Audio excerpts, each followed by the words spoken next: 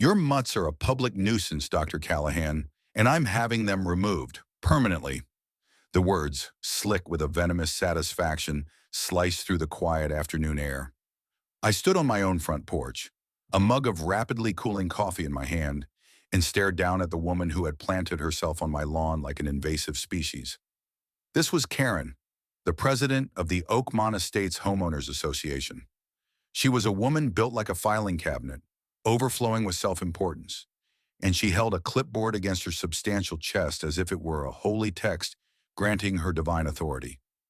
Flanking her, standing awkwardly near the curb beside a white county truck with a cage in the back, were two animal control officers. One was a wiry older man with a weary expression that suggested he'd seen this particular brand of neighborhood drama 1,000 times. The other was younger, barely out of his 20s, with a nervous energy that made his uniform seem a size too big. And on my porch, sitting behind me with the impeccable discipline I had spent hundreds of hours instilling in them, were Zeus and Apollo. Zeus, my 100-pound German shepherd, a noble sable giant retired from a K9 unit, didn't so much as twitch a whisker. Apollo, my 80-pound golden retriever, a goofy, sweet-souled rescue who served as a therapy dog at the local VA hospital, simply rested his chin on his paws, his tail giving a single lazy thump against the weathered wood of the porch. These were the mutts, the public nuisance. Karen thrust the clipboard forward. I have a formal complaint: aggressive behavior, incessant barking, and failure to license. They're a danger to the community, and according to Article 7, Section 4 of the HOA bylaws, I have the authority to demand their immediate impoundment. I took a slow, deliberate sip of my coffee, letting the silence stretch. My heart was a cold, hard knot in my chest, an old feeling I hadn't felt since my last tour in Afghanistan. It wasn't fear. It was the chilling calm that precedes a necessary and decisive action. I had bought this house, this quiet acre of land on the edge of a manicured suburb, for one reason: peace. After 25 years as an Army veterinarian, patching up heroes of both the two-legged and four-legged variety after losing my wife Sarah to a fight she couldn't win, this was supposed to be my sanctuary. These dogs weren't just pets. They were my family, my partners in healing, the quiet anchors in my new solitary life. And this woman, this petty tyrant of trimmed lawns and approved mailbox colors, had just threatened them. If you've ever had to deal with a power-tripping HOA president who thinks they're the supreme commander of your own home, go ahead and hit that subscribe button. And I want to hear about it. Drop a comment below and tell me your own HOA nightmare story. You are not going to believe how deep this particular rabbit hole of suburban madness goes, or how a single fraudulent complaint about two good dogs ended up toppling an entire corrupt little kingdom. Now, where were we? Ah, yes, Karen, queen of the cul-de-sac, was demanding the surrender of my dogs.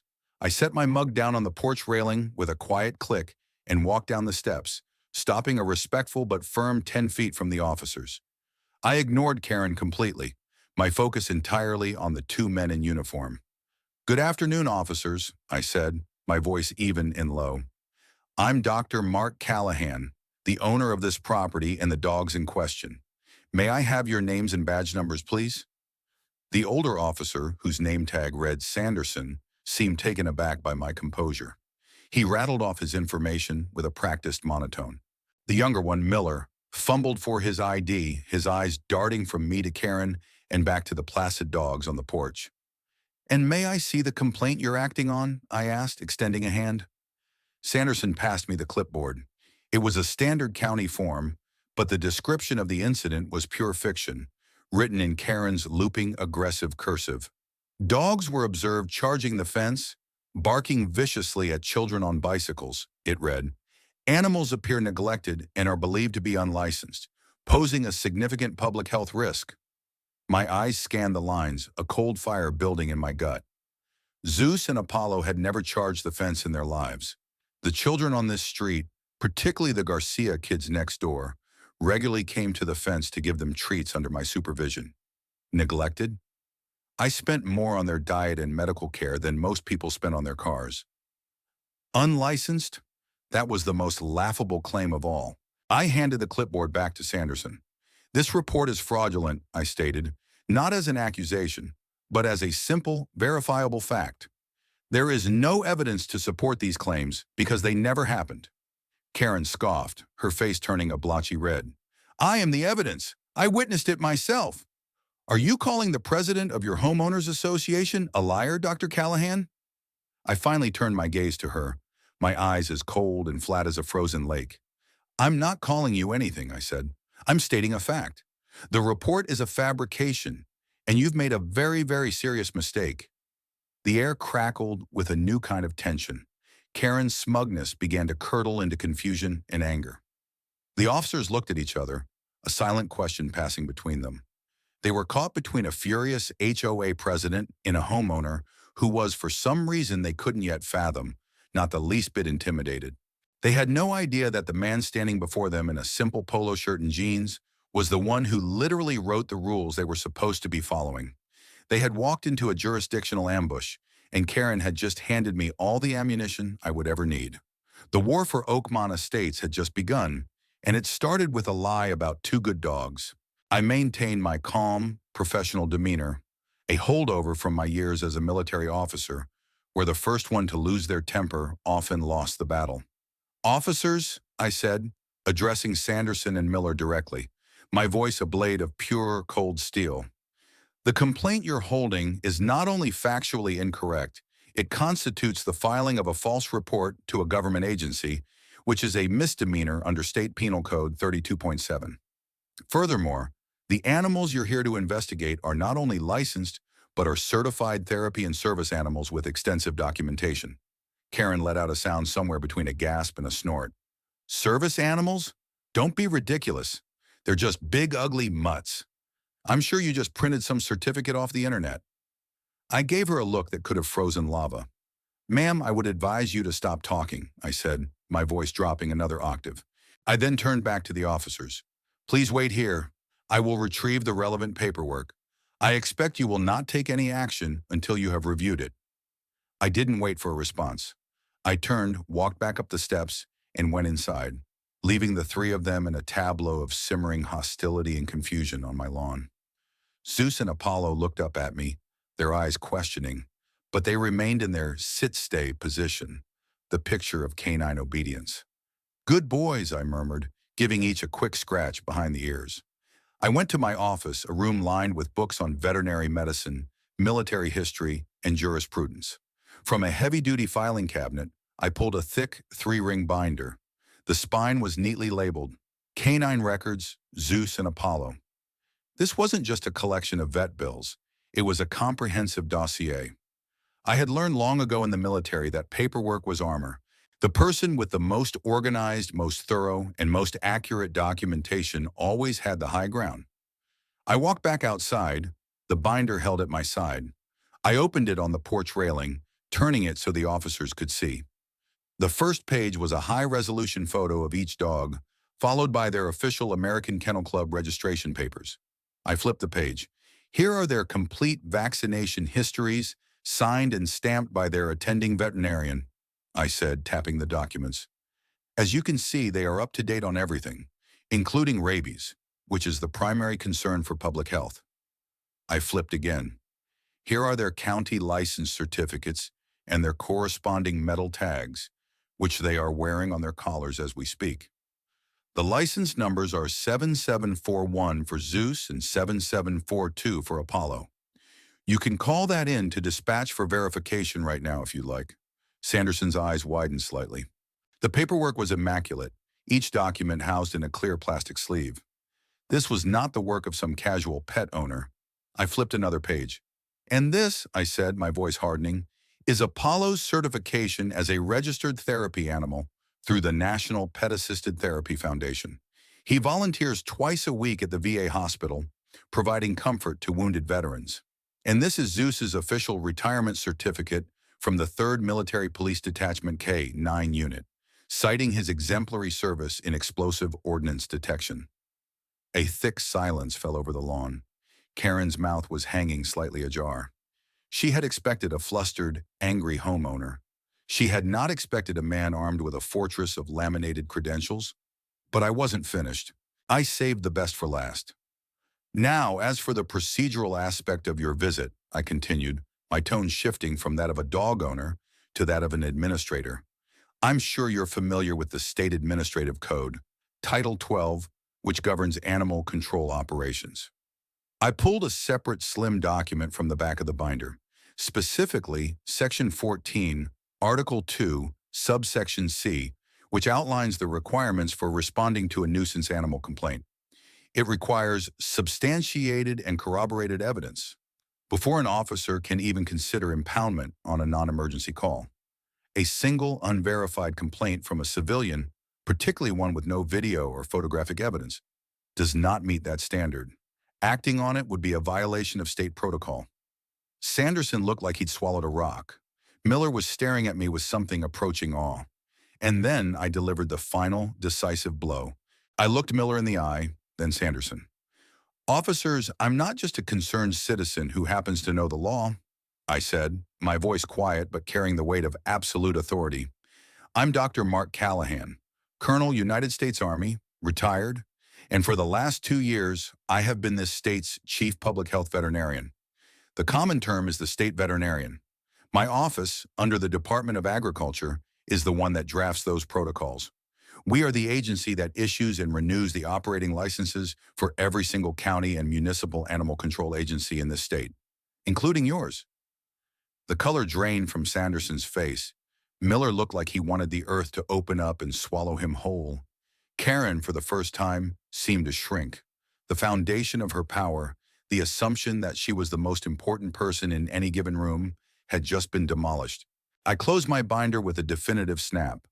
So, I said, my voice dangerously soft, you have 2 choices.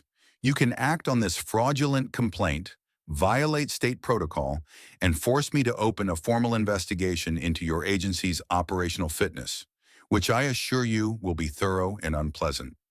Or you can document this as a baseless complaint, file your own report detailing Ms. Albright's attempt to file a false report, and we can consider this a valuable training exercise in verifying information. Sanderson found his voice, though it was raspy.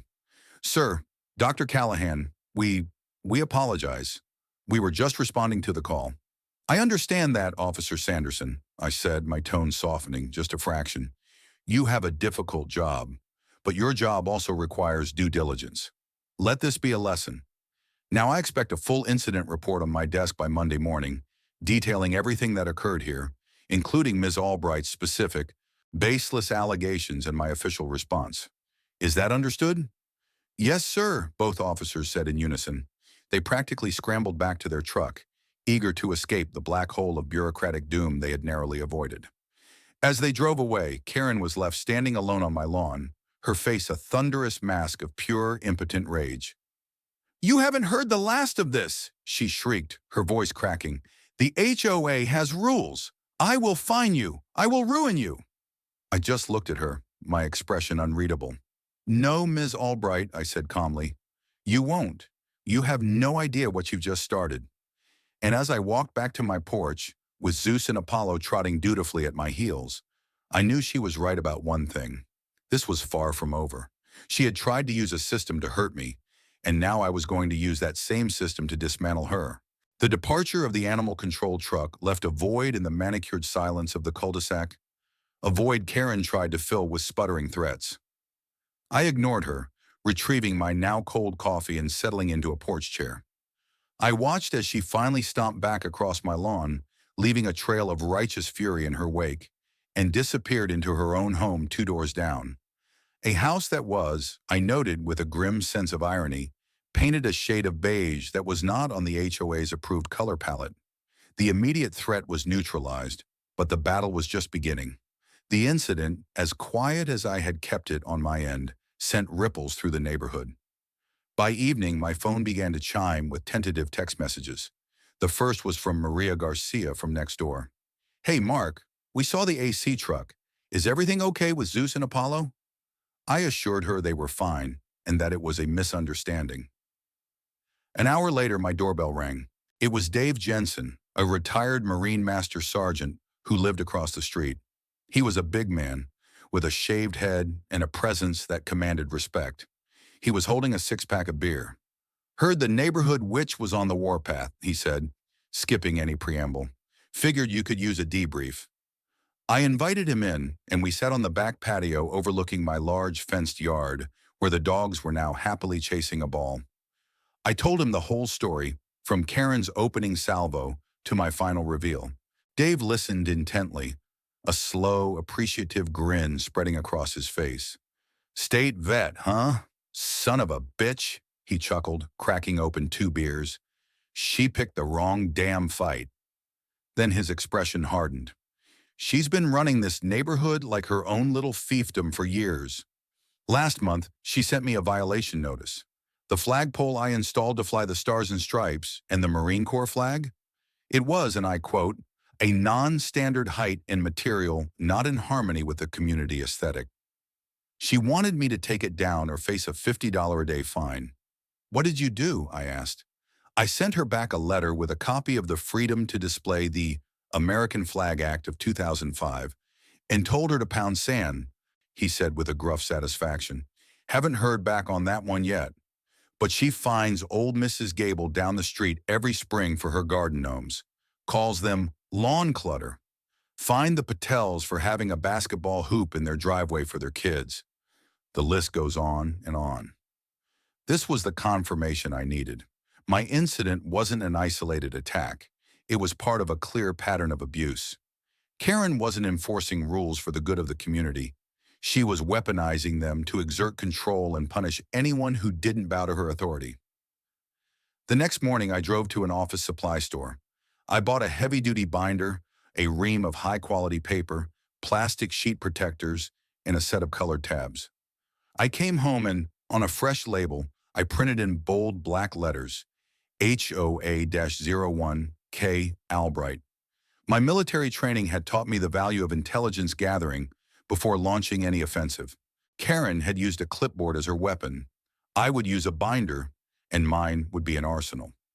I started by documenting my own incident in painstaking detail, printing out the relevant state codes and highlighting the sections I'd cited to the AC officers. I wrote a timeline, transcribed Karen's threats verbatim, and attached a copy of the formal report I was certain was now being reluctantly typed up by Officer Sanderson. Then I called Dave and asked for a copy of the violation he'd received in his response. He emailed it to me within the hour. Next, I took a walk. I found Mrs. Gable tending her rose bushes, a small army of cheerful, red-hatted gnomes, peeking out from behind the leaves. I introduced myself, mentioned my run-in with Karen, and her face, initially wary, softened with a shared sense of grievance. Oh, that woman, she sighed, wiping her hands on her apron. Every year it's the gnomes. She says they lower property values. My late husband, Harold, gave me the first one 50 years ago. They bring me joy. I asked if she still had the violation notices. She did. She had a whole shoebox full of them. Dating back 5 years, she let me take them home to scan. That afternoon, I sat at my dining room table, the Albright binder open before me. I was no longer just a dog owner defending his pets. I was an investigator building a case. I created tabbed sections: harassment of veterans, targeting of elderly residents, discrimination against families with children. Each story I collected, from the Garcias, who were told their son's chalk drawings on the sidewalk were unauthorized graffiti, to a young couple who were fined because their recycling bin was visible from the street for 2 hours too long, was documented, scanned, and filed. I realized Karen's power wasn't just in the bylaws. It was in the isolation of her victims. She picked them off one by one, making each feel like they were the only ones causing trouble. My goal was to break that isolation and show everyone that they weren't alone. It was a classic counterinsurgency tactic: win the hearts and minds of the populace by uniting them against a common oppressor. As I delved deeper, I requested a copy of the HOA's governing documents and financial statements for the previous year, something any homeowner is entitled to do. The documents arrived a week later, dropped on my porch by a sullen-looking courier. The bylaws were as convoluted and poorly written as I expected, but it was the financials that caught my eye. They were vague, filled with lump sum payments to vaguely named vendors. Landscaping services, $48,000. Administrative and legal consulting, $22,500. Security enhancements, $15,000. The numbers seemed exorbitant for a community of our size. A new suspicion began to form in my mind, a suspicion that went far beyond petty tyranny and into the realm of actual criminal activity. I created a new tab in my binder, financial irregularities. Karen had threatened my family. She had harassed my neighbors. But if my new hunch was correct, she wasn't just a bully, she was a thief, and I was going to prove it. Karen, predictably, did not take her public humiliation lying down. Humiliated and stripped of her immediate authority over my dogs, she fell back on the weapon she knew best, the labyrinthine and often contradictory HOA bylaws. A week after the animal control incident, a certified letter arrived. It was a formal notice of violation from the Oakmont Estates HOA Architectural Control Committee, a committee of which Karen was, naturally, the chairperson. The letter cited two new infractions. First, I was accused of operating an unlicensed commercial enterprise from a residential property. Her evidence was that she had seen a FedEx truck deliver a package containing medical supplies to my house. These were, in fact, charitable donations of veterinary antibiotics I had arranged for a nonprofit that provided free care for the pets of homeless veterans. I did occasional telehealth consults for them, entirely pro bono. To Karen, my charity work was a business. The second violation was even more ludicrous: construction of unapproved auxiliary structures. This referred to the state-of-the-art dog kennel I had built in my backyard. It was a custom-designed, temperature-controlled structure with its own septic system, completely hidden from the street and from her property by a dense line of mature pine trees. It was cleaner and better constructed than some of the houses in the neighborhood. The letter concluded with a demand for immediate cessation of my business activities and the complete removal of the unapproved structures within 30 days. Failure to comply would result in a fine of $100 per day per violation. It was a declaration of total war, and it was exactly the escalation I had been waiting for. My first call was to Frank Patterson, a man I'd served with in the JAG Corps. Frank was a bulldog of a lawyer who had retired from the Army as a lieutenant colonel and now ran a private practice specializing in real estate and contract law. He viewed HOA disputes with the same contempt he usually reserved for enemy combatants. "Mark, my friend," he said, his voice booming over the phone, "I was wondering when you'd find yourself in a civilian firefight. What's the situation?" I emailed him the violation notice and a summary of the events so far. I told him about my binder, the documented harassment of other residents, and my suspicions about the HOA's finances. There was a long pause on the other end of the line. "Mark," Frank said finally, his voice laced with a newfound respect, "you've already done 90% of my job for me. This is beautiful. This isn't just a defense. It's a counter-offensive." Frank came over that weekend. We spread my binder and the HOA's governing documents across my large dining room table. For hours, we dissected the bylaws, cross-referencing them with state property laws. Frank, with his legal expertise, found the pressure points. I, with my methodical intelligence officer mindset, organized the attack. "Here," Frank said, tapping a paragraph in the bylaws, Article 12, Section 2.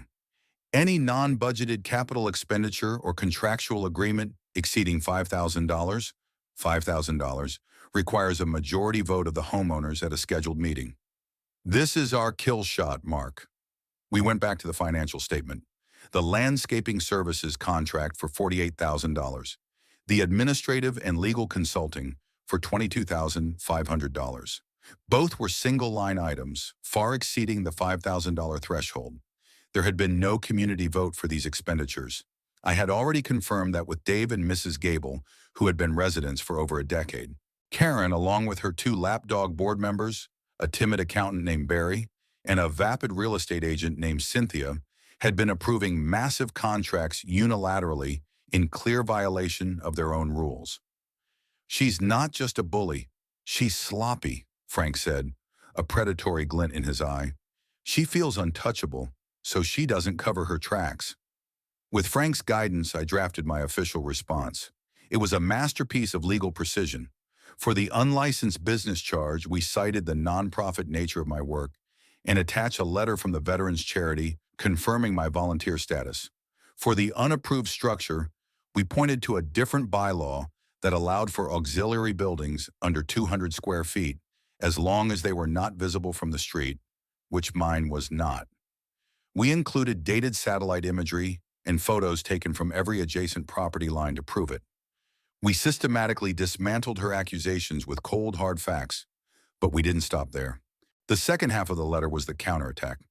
Citing Article 12, Section 2, we formally requested, on behalf of myself as a homeowner in good standing, a complete, unredacted record of all contracts and payments made to landscaping services and administrative and legal consulting for the past 5 years.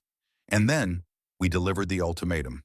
We demanded a full, independent forensic audit of the HOA's finances to be conducted by a certified public accounting firm chosen by a committee of homeowners, not the board. We cited the board's clear violation of the capital expenditure clause as the legal basis for our demand. This letter isn't just a response to a fine, Mark, Frank explained as I sealed the envelope. This is a formal legal challenge to the legitimacy of her entire operation. We're not just fighting the ticket. We're putting the ticketing officer on trial. I sent the letter via certified mail with return receipt requested. The little green card that came back a few days later, bearing Karen's angry, jagged signature, was a trophy. It was proof that she had received the declaration of war. The ball was in her court, and I knew a person with her brand of arrogance would make the wrong move. She would see our demand for transparency not as a legal right, but as a personal insult.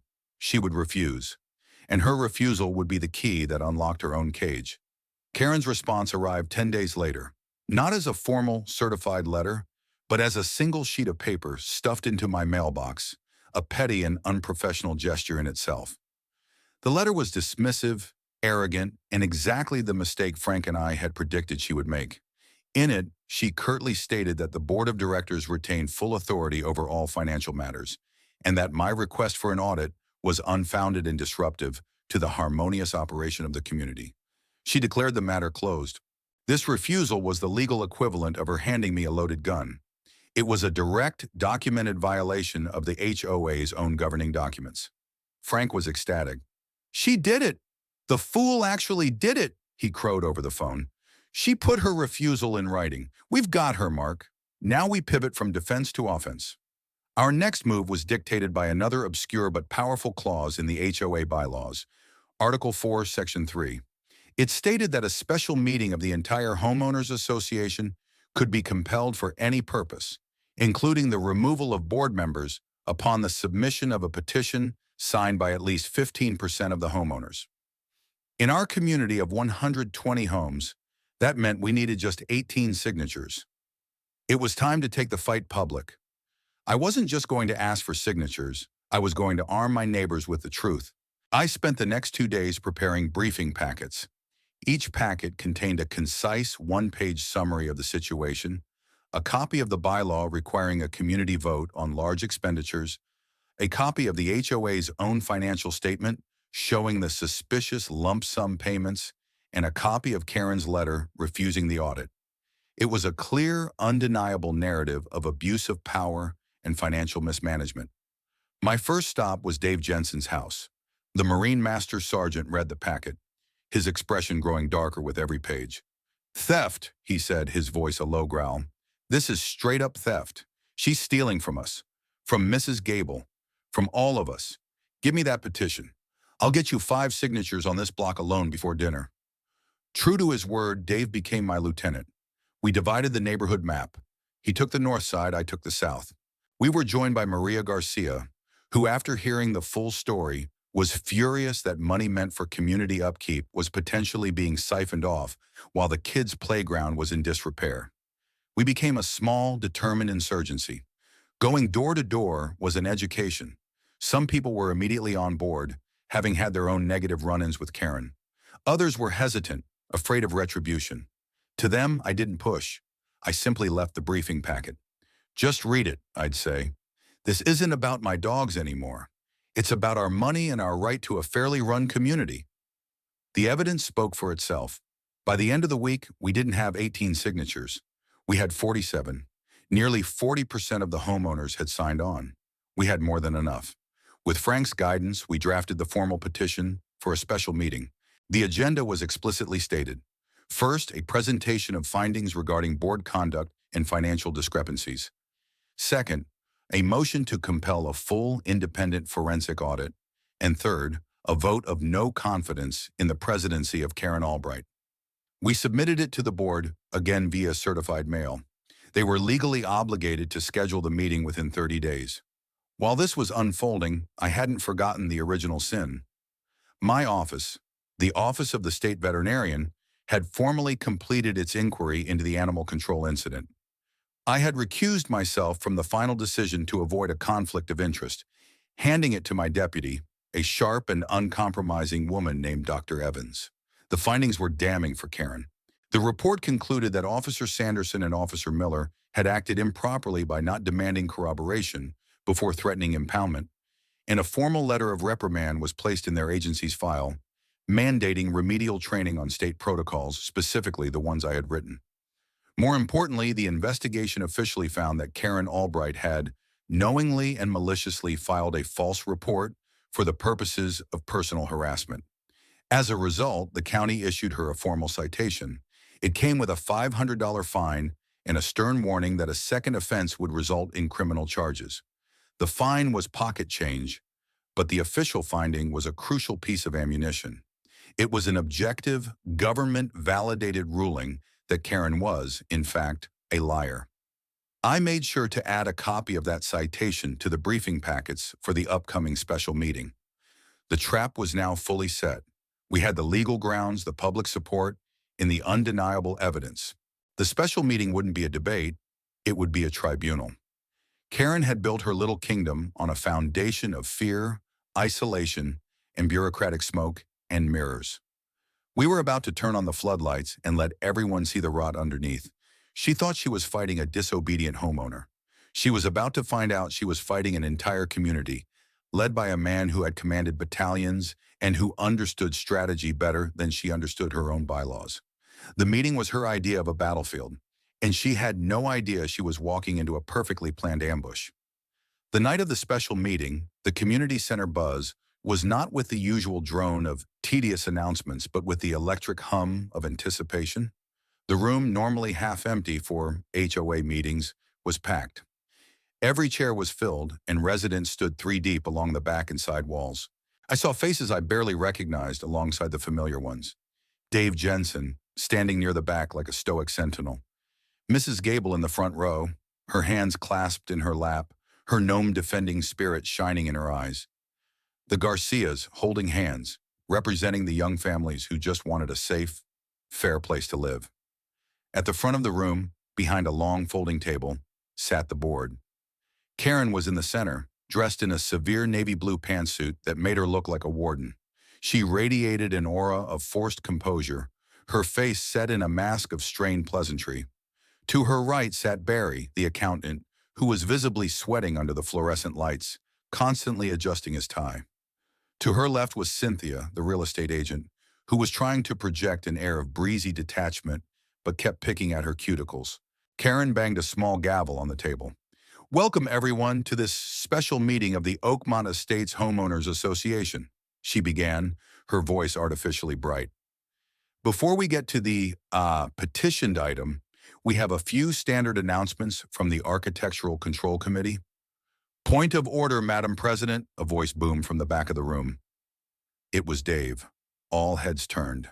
According to Robert's Rules of Order, which this HOA's bylaws officially adopt for all meetings, when a special meeting is called by petition, the subject of that petition must be the first and primary order of business. A murmur of agreement rippled through the crowd. Karen's face tightened, the pleasant mask cracking. She had planned to control the narrative, to bury our agenda under a pile of mundane business until half the room got bored and left. That plan had just been torpedoed. "Very well, Mr. Jensen," she said, her voice dripping with disdain. "The floor is open to the petitioners. Dr. Callahan?" This was the moment. I walked to the podium at the side of the stage, carrying my binder. I had connected my laptop to a projector, and the screen behind Karen was currently blank, a white canvas waiting to be painted with the truth. "Good evening, everyone," I began, my voice calm and steady, amplified slightly by the microphone. "Thank you for coming. We're here tonight because, as a community, we have a right to transparency and accountability from our elected board. And for too long, we have had neither. I started with my own story. I didn't frame it as a personal grievance, but as a case study. Many of you saw the animal control truck at my home last month. You may have heard rumors. I want to tell you the facts. I recounted Karen's false report, her threats to have my dogs destroyed. Then I put the first document on the screen. It was the official citation from the county, the one fining Karen for filing a false report. This is not my opinion, I said, pointing to the screen. This is a legal finding from a government agency. Our HOA president used a public service to harass a resident based on a lie. The room was dead silent. I let the image hang there for a moment before moving on. This was not an isolated incident. It was part of a pattern. I then did something Karen never expected. I turned the floor over to my neighbors. Mrs. Gable, I said gently, would you be willing to share your experience with the board's enforcement of the rules? The elderly woman, emboldened by the supportive crowd, stood up. Her voice trembled at first, but then grew strong. She spoke of the years of fines for her beloved garden gnomes, holding up a violation notice I had printed for the screen. They called my husband's memory lawn clutter, she said, her voice thick with emotion. The Garcias spoke next, describing the noise violation for their child's laughter. Dave spoke about the flag, his voice resonating with patriotic indignation. One by one, more than a dozen residents stood. A man who was fined for his truck being parked in his own driveway for 3 days while he was on a business trip. A woman who was ordered to remove a small, tasteful welcome sign from her door because it wasn't on the pre-approved list.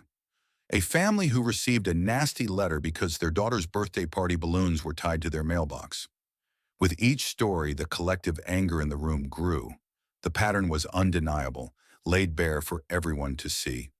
This wasn't about maintaining community standards. This was about the petty, vindictive cruelty of one woman. Karen's face had gone from red to a sickly pale white. She tried to interrupt, to object, but each time she opened her mouth, the low rumble of disapproval from the crowd silenced her. She was losing control, not just of the meeting, but of the entire reality she had constructed for herself. Barry was staring down at the table, refusing to make eye contact with anyone. Cynthia looked like she was on the verge of tears. The personal testimonies had shattered the board's veneer of authority. Now, it was time to go for the financial jugular. I advanced to the next slide. This pattern of harassment is disturbing enough, I said, my voice hardening. But where it becomes truly unforgivable is when it intersects with our money. The financial statement for the previous year appeared on the screen, the same one I had studied for weeks. I pointed to the line item, landscaping services, $48,000.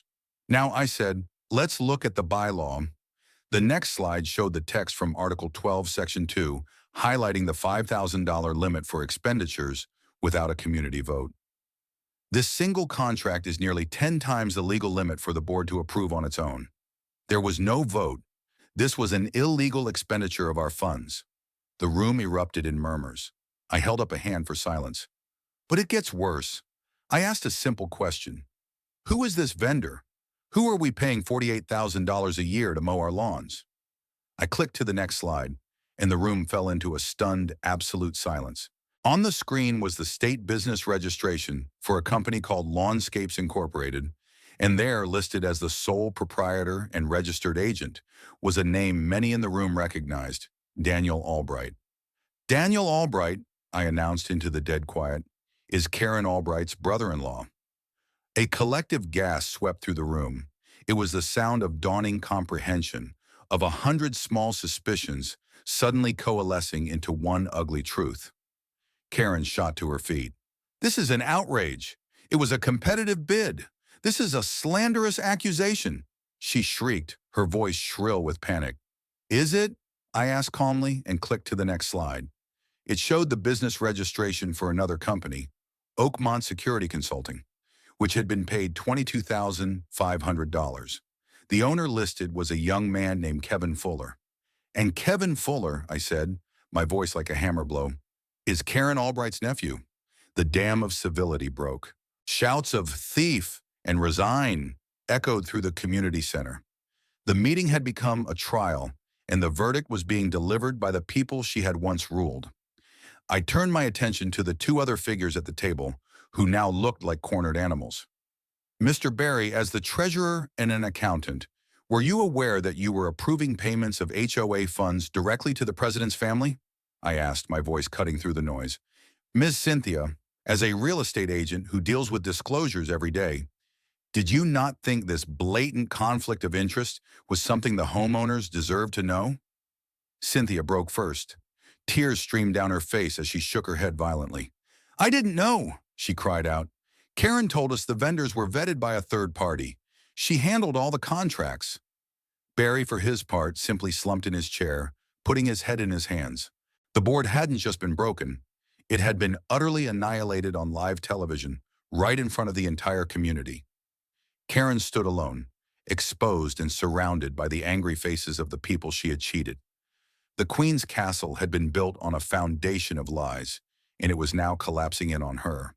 The pandemonium in the room was a raw, cathartic explosion of years of pent-up frustration. For a moment, I let it swell, the collective voice of the community washing over the demolished authority of the board. Then I raised my hand again, and surprisingly, a hush fell over the room. They were looking to me, not as an angry neighbor, but as a leader.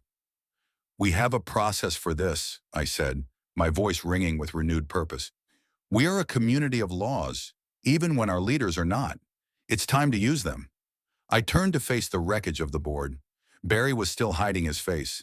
Cynthia was openly sobbing. Karen stood frozen, her face a grotesque mask of disbelief and fury. I would like to make a motion, I announced formally. I move for a vote of no confidence in the presidency of Karen Albright, and for her immediate removal from the HOA Board of Directors, effective immediately. Second! Dave's voice boomed from the back. It was less a seconding of emotion and more a battle cry. Karen sputtered. You can't do this! The bylaws state that any board member can be removed with or without cause by a majority vote of the homeowners at any meeting where a quorum is present. I countered, quoting the rule from memory. We have a quorum and we have a cause. All those in favor of the removal of Karen Albright from the board, please say aye. The response was a deafening, unified roar. Aye! It was a sound of liberation, a thunderclap of communal will. All opposed? I asked into the ringing silence. Not a single voice was heard, only the sound of Cynthia's quiet weeping. The motion carries, I declared, my voice flat and final. Karen Albright is no longer the president or a member of the Oakmont Estates HOA board. The gavel on the table before her seemed to mock her. She had lost her power, her title, her entire identity in the space of a single, overwhelming vote. She looked around the room, her eyes searching for an ally, a friendly face, and finding only a sea of cold, resolute stares. Humiliation washed over her, and she turned, making a move to flee the stage. But several homeowners, including Dave and Mr. Garcia, had moved to the foot of the low stage, not to threaten her, but simply to stand there blocking her exit. They weren't holding her captive, they were just holding her accountable, forcing her to face the consequences of her actions. My lawyer, Frank, who had been standing discreetly near the side door, chose that moment to step forward. He walked up to the disgraced ex-president and handed her a thick manila envelope. Ms. Albright, he said, his voice devoid of any emotion, you've been served. Karen stared at the envelope as if it were a snake. What is this? She whispered. That, Frank said, is a civil lawsuit filed on behalf of the Oakmont Estates Homeowners Association and 14 individual residents. The charges include breach of fiduciary duty, gross negligence, conspiracy to commit fraud, and targeted harassment. We are suing you personally for the recovery of all misappropriated funds, plus punitive damages. Her last shred of composure shattered. The lawsuit was the final nail in the coffin. It meant this wasn't just a public shaming. It was a legal and financial catastrophe from which she would likely never recover. With the main threat neutralized, the work of rebuilding had to begin immediately. Our next order of business, I announced to the room, is to address the vacuum on the board. Barry, Cynthia, do you intend to remain on the board? Barry lifted his head, his face pale and clammy. I resign, he stammered, pushing his chair back. Cynthia nodded vigorously, unable to speak through her sobs. The board is therefore dissolved, I stated. I move to elect an interim board of directors to serve until a new election can be held next month. Their first duty will be to secure the HOA's assets and cooperate with a forensic audit. I nominate Dave Jensen, Maria Garcia, and Mrs. Gable. The nominations were met with a round of applause. The vote was unanimous. The Marine, the young mother, and the gnome-loving grandmother were now in charge. A board of the people, for the people. My final motion was the one that would ensure this never happened again. I moved that the interim board be authorized to immediately freeze all HOA bank accounts, to hire an independent, certified forensic accounting firm to conduct a full audit of the last 5 years of financial records, and to turn over all findings of said audit to the County District Attorney's Office for potential criminal investigation. The AY was just as loud as the first. The community wasn't just angry, they wanted justice. Real legal justice.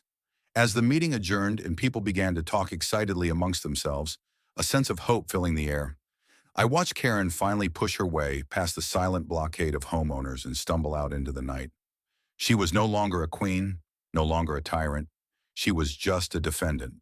The binder I had so carefully assembled was now Exhibit A in a legal battle she could not win.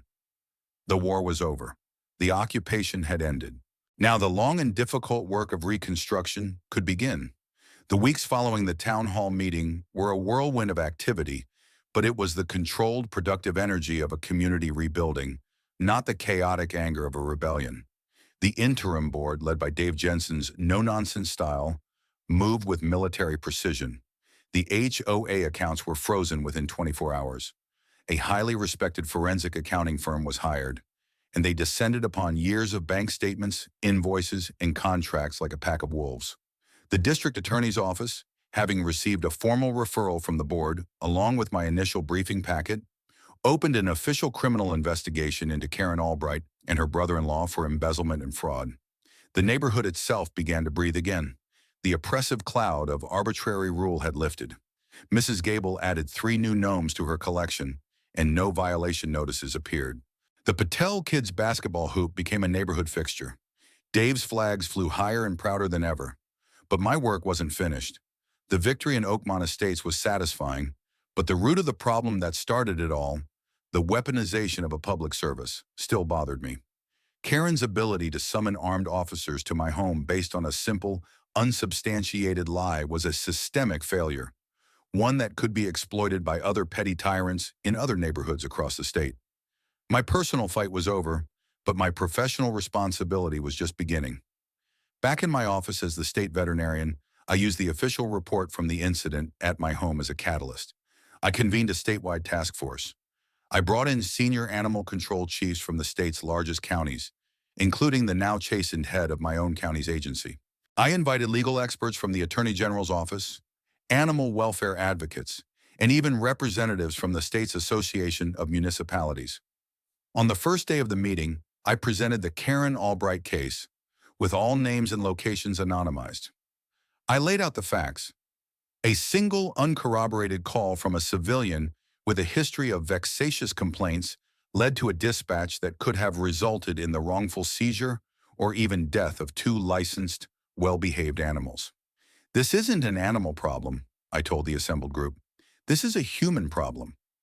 Our agencies are being used as a cudgel in neighborhood disputes. It wastes resources, puts our officers in untenable positions, and erodes public trust. We are first responders, not referees for petty squabbles. The story resonated. Every AC chief in the room had a similar story of a serial caller who would report their neighbor's dog for barking every time they had a disagreement over a hedge trimming. They were tired of their officers' time being wasted on these calls, while real cases of cruelty and neglect went unanswered. Over the next 2 months, we worked to draft a new statewide directive. We called it the Verification and Vexatious Complainant Protocol. But my staff, with a touch of gallows humor, had already nicknamed it the Callahan Protocol. The protocol was simple but revolutionary. It established a tiered response system. For non-emergency calls like barking or nuisance complaints, Dispatchers were now required to check the address and complainant's name against a new shared database. If the caller had a documented history of filing false or unsubstantiated reports, a dispatch would be downgraded in priority. Before any officer could be sent, the dispatcher would be required to ask for corroborating evidence. A time-stamped video, a second complaint from a different neighbor, something more than just one person's word. It also established clear escalating penalties for filing false reports, starting with a formal warning and a fine, like the one Karen received, and moving up to potential criminal prosecution for repeat offenders. Finally, it mandated annual training for all animal control officers on de-escalation techniques and on-site evidence verification, emphasizing that seizure of an animal is a last resort, not a first response. It was about shifting the burden of proof.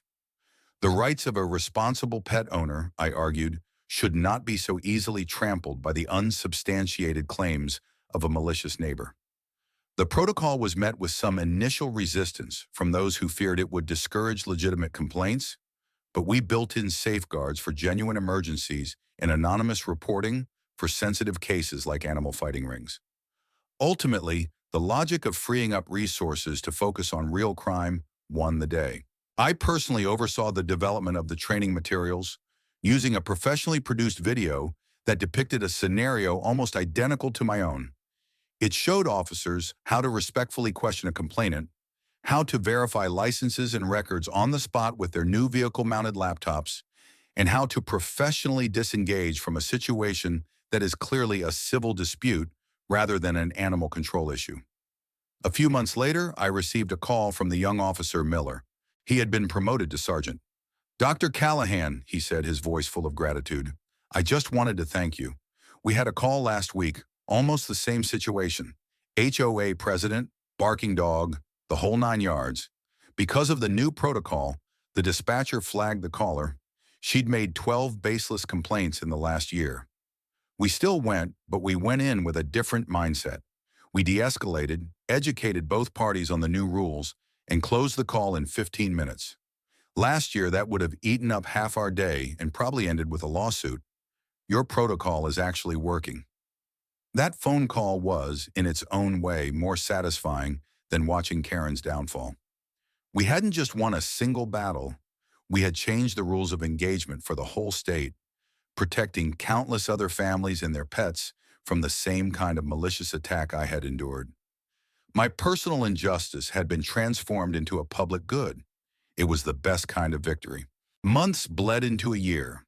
The seasons turned, and the scars in Oakmont Estates began to fade, replaced by a healthier, more vibrant community spirit. The forensic audit had been as devastating as we had imagined. It revealed that Karen, through her brother-in-law's landscaping company and her nephew's consulting firm, had embezzled over $200,000 from the HOA over a 6-year period. The landscaping work was real, but it had been billed at more than triple the market rate. The security consulting was a complete fabrication. Her nephew had simply cashed the checks. The district attorney filed felony charges. Faced with a mountain of evidence and testimony from a now fully cooperative Barry and Cynthia, Karen took a plea deal. She pleaded guilty to felony grand larceny, avoiding jail time but receiving 5 years of probation, a permanent felony record, and a court order to pay back every single cent she had stolen. The civil suit was settled quickly after that, with the judgment placing a lien on her house for the full amount. And so, one crisp autumn afternoon, the inevitable "for sale" sign appeared on Karen's lawn. It was a stark, corporate-looking sign from a bank. Not the friendly local realtor signs that usually dotted our neighborhood. It was a foreclosure. A few weeks later, I was out for a walk with Zeus and Apollo. The air was cool, and golden leaves drifted down from the oak trees that gave our community its name. We rounded the corner onto Karen Street just as a large, battered moving van was being loaded. It wasn't a professional moving company, just a couple of guys in jeans helping to load worn-out furniture and cardboard boxes. And there, directing them from the driveway, was Karen. She looked diminished. The power suit was gone, replaced by stained sweatpants and an oversized faded t-shirt. Her hair was unkempt, and the arrogant, commanding posture had been replaced by a weary slump. The fire in her eyes had been banked, leaving behind only the dull embers of bitterness and defeat. She saw me. Her head snapped up, and for a moment, a flicker of the old hatred flared in her eyes. Her mouth opened, as if to spit one last piece of venom, to curse me for her downfall. But no sound came out. What was there to say? I hadn't yelled at her, I hadn't slandered her, I hadn't broken a single rule. I had simply held up a mirror, and the entire community, the legal system, and she herself had been forced to look at the reflection. She had been defeated not by anger, but by accountability. Her own actions, her own words, her own signature on 100 falsified invoices and a dozen malicious violation letters had been her undoing. I didn't smile. I didn't gloat or offer a sarcastic wave. I simply met her gaze, held it for a long moment, and gave a single slow, deliberate nod. It was a nod of finality, a nod that said, "It's over," a nod that acknowledged the end of her story in this place. Then I turned, gave a gentle tug on the leashes, and continued my walk. Zeus and Apollo trotted happily beside me, their tails wagging, completely oblivious to the human drama they had inadvertently started. They were just two good dogs enjoying a walk with their person on a beautiful fall day. As we walked, I looked around at the neighborhood she had once terrorized. I saw Mrs. Gable across the street, proudly planting tulip bulbs around the feet of a newly acquired fishing gnome. I heard the rhythmic thud of a basketball and the laughter of the Patel kids from 2 driveways down. High above, Dave Jensen's American flag and Marine Corps flag snapped smartly in the autumn breeze. This was the peace I had been looking for when I moved here. It wasn't a passive peace, handed to me on a platter. It was an earned peace, a peace I had been forced to fight for, not in a desert overseas with weapons and soldiers, but here, in a quiet suburb, with binders, bylaws, and the steadfast support of a community that had simply had enough. I had faced down a tyrant and restored order, not through force, but through the patient, methodical application of the very rules she had tried to use as a weapon. Later that evening, I sat on my back porch, a glass of bourbon in my hand. The sun was setting, painting the sky in fiery strokes of orange and purple. Zeus rested his heavy head on my knee, his warm presence a comforting weight. Apollo was curled up at my feet, letting out the occasional sleepy sigh. I thought about the long journey from that first confrontation on my lawn to this quiet moment of victory. It was never really about the dogs or the flagpole or the gnomes. It was about the fundamental principle that power without accountability is tyranny, whether it's in a nation's capital or a suburban cul-de-sac. A bully only has the power you grant them through your silence. My neighbors and I had simply decided together to stop being silent. The quiet of the evening settled around me, a comfortable blanket. A light came on in the Garcia's kitchen next door. The world felt balanced, corrected. Justice had been served, a community had been healed, and two very good dogs were safe at home, exactly where they belonged. And for the first time in a long time, I felt a profound sense of peace. The peace of a soldier, finally home from the wars.